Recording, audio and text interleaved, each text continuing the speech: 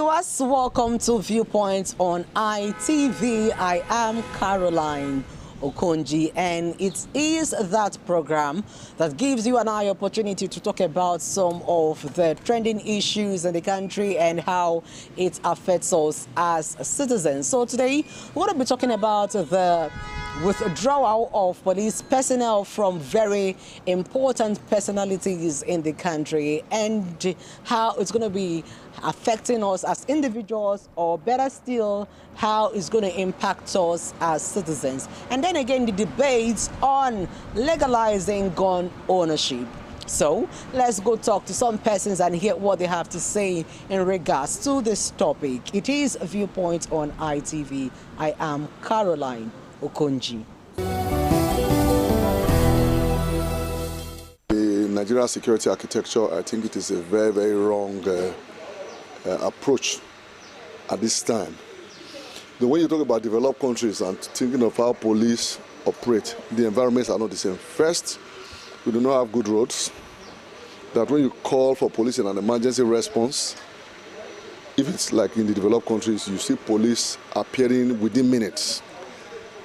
You hear of cases of assassinations in places like America. It's only a matter of days they will find the killers of those people.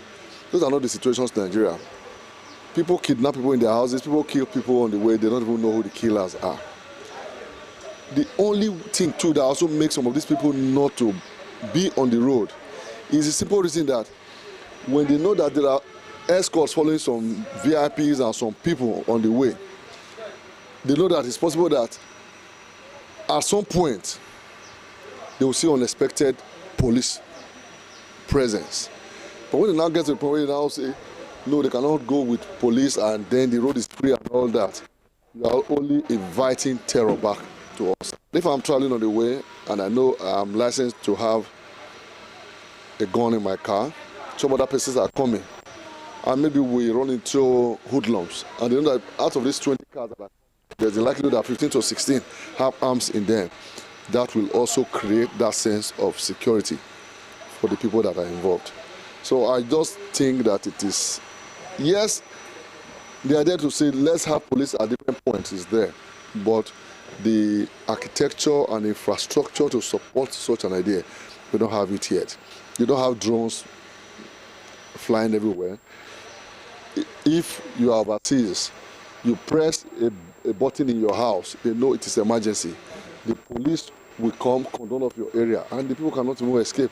The police right now, as they are, first, they are no vehicles, they are not well equipped, so how do you even do it? I think that the decision that Mr. President needs to be reviewed. I see it as a right development based on this issue that the President has made concerning police should be withdrawn from notable personalities that are in our society. You discover that for the police to be able to combat insecurity, we have less police in the society. Most of all these notable personality, you just discover that one person will be having 10 police. 10 police. If one particular person is having a police, about 10 attached to him, and the common man has no security to be attached to him, he has no security to be attached to him, then what is the fate of the masses? But to my own take, with this direction, this step that the President has taken, that all police official, army, and the officials should be withdrawn from notable personality, is a welcome development, so that these officers will be able to go to the city, go to the street, go to the rural area to be able to combat these bandits. Because if all this caliber of men, notable personality, are be giving policemen policemen are attached to them, it will not be a wake-up development. But if they withdraw them, everyone, all hands will now be on deck to fight insurgency, to fight bandits. But when these men are secured, they will feel less concerned about the masses. I believe that with this step that the president has taken is a very good step, so that security for lives and property concerning the common man will be appreciated. On these aspects, it has advantage and it also have disadvantage.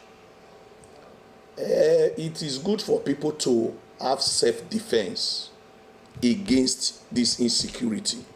But the other way around, when every man is given that license to get a gun or harm himself against attack, sometimes most people will not use it for self-protection, but rather they will begin to use it for destructive activities, like going into using it to embark on armed robbery and different. If somebody offends somebody, he can just bring out his gun and do killing.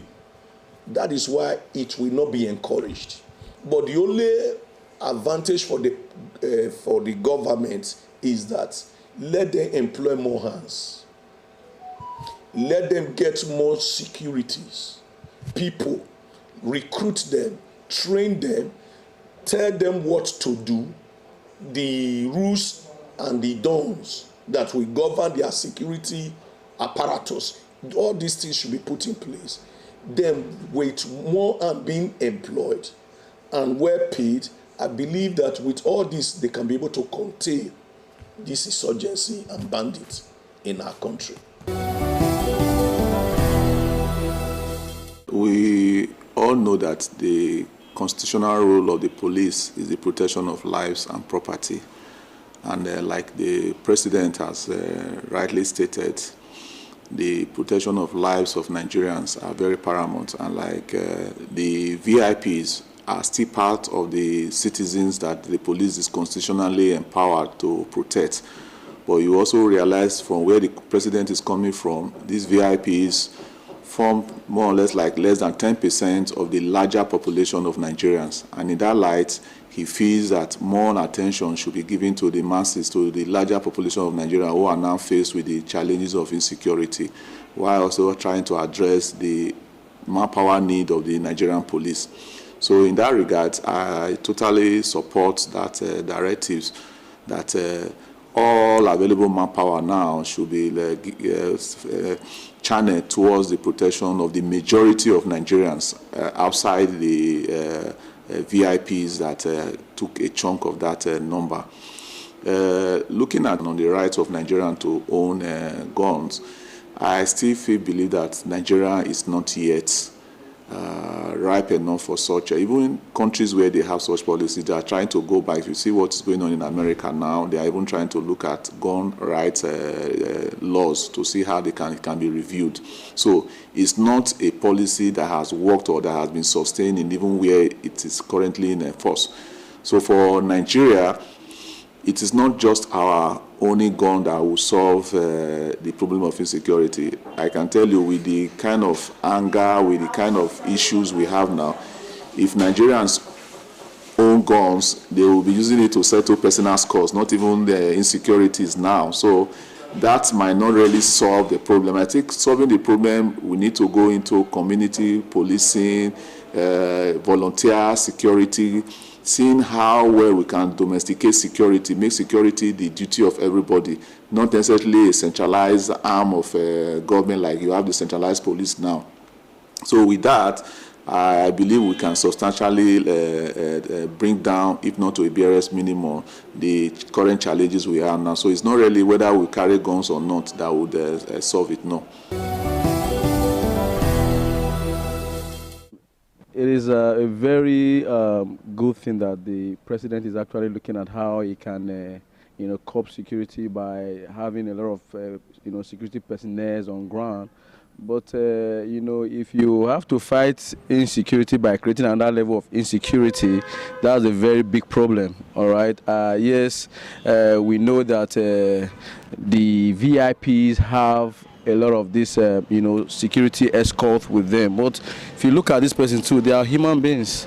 And, you know, somebody who has that kind of, you know, level of position requires some level of security, you know, around him. So for me, I will not, you know, totally say that it is okay to withdraw all the, you know, security personnel from the VIP. No, I do not think that's the best way to go.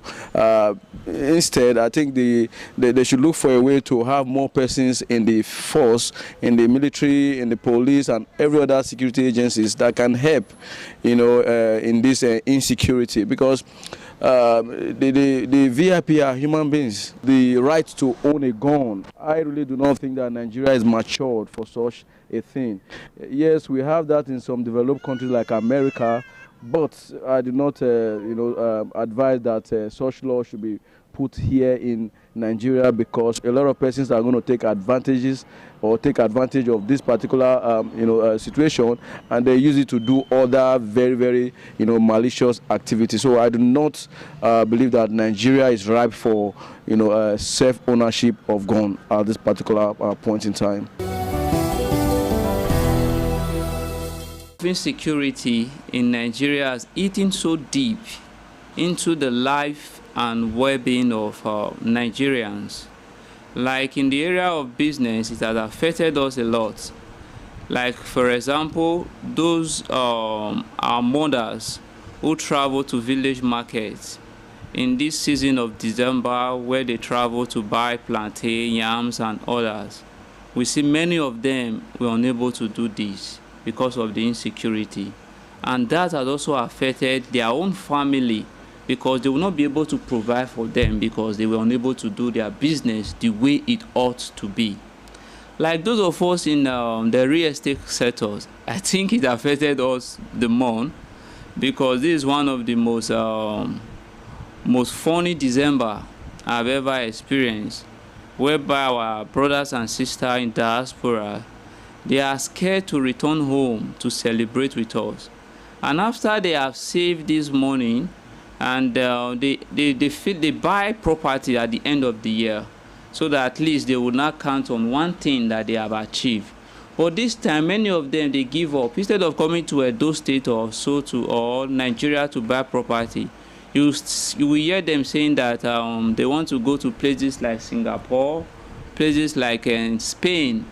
They will tell you the money they will use to buy property in Abuja, like maybe 350 million, 150 million, 200 million, is enough for them to get property in Spain. And that property in Spain will give them high return of investment than the property in Nigeria.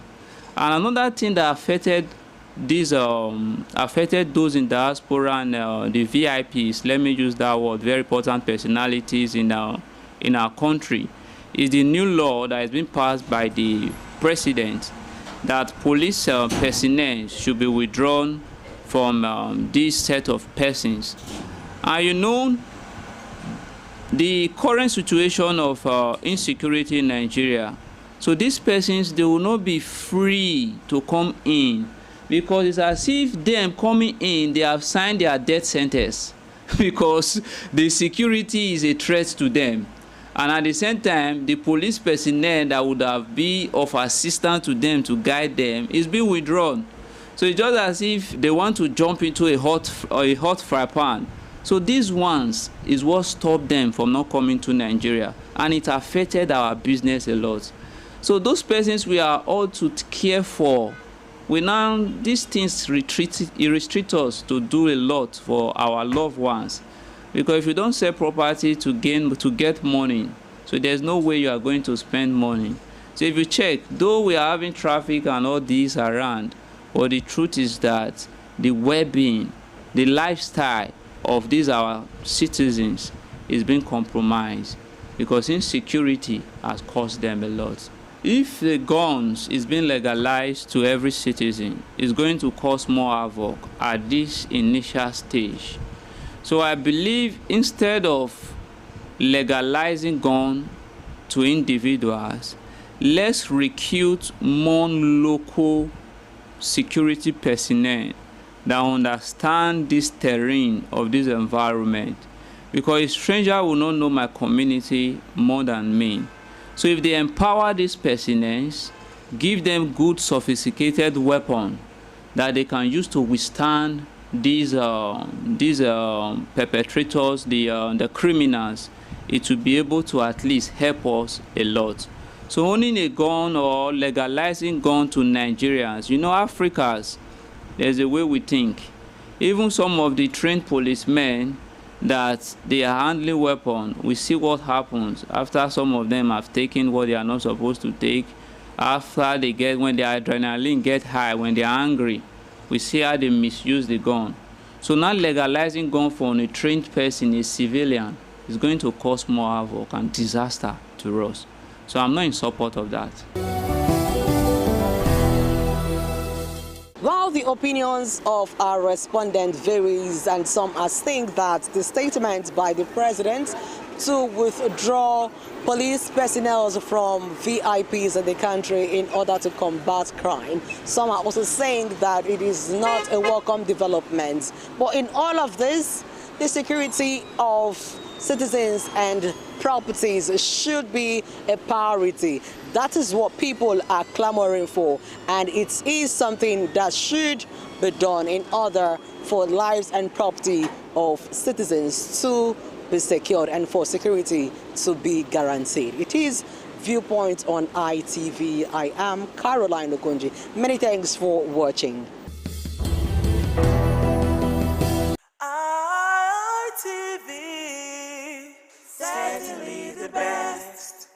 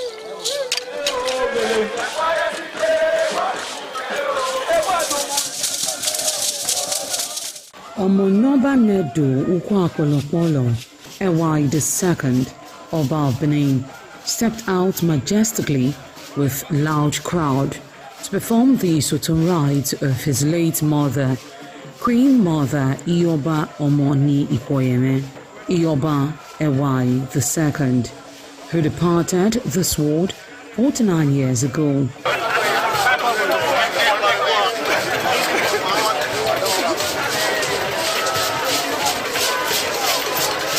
Isoton is a traditional rite of the procession in memory of the departed person's spirit in Benin Kingdom.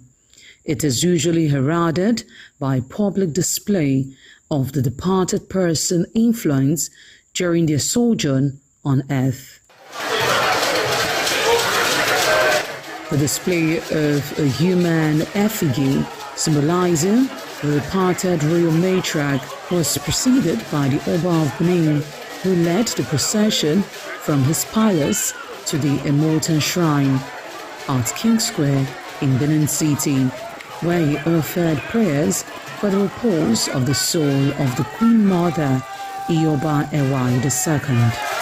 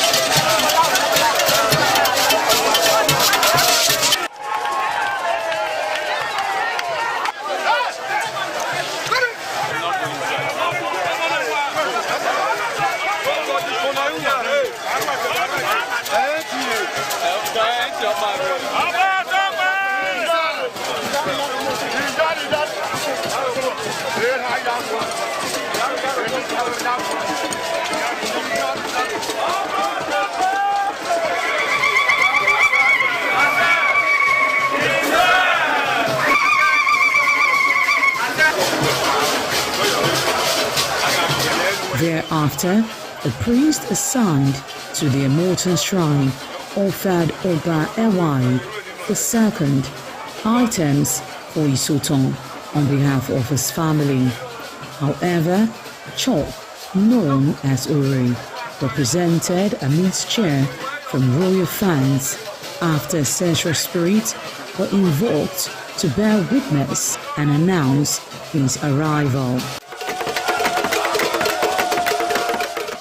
On his way home, Oba Ewai paid tributes at various pilgrimage sites, including Queen Idia Tomb, the Side Oba Market, where a cheerful crowd of traders abandoned their wares to catch a glimpse of the royal personage and join in the celebration.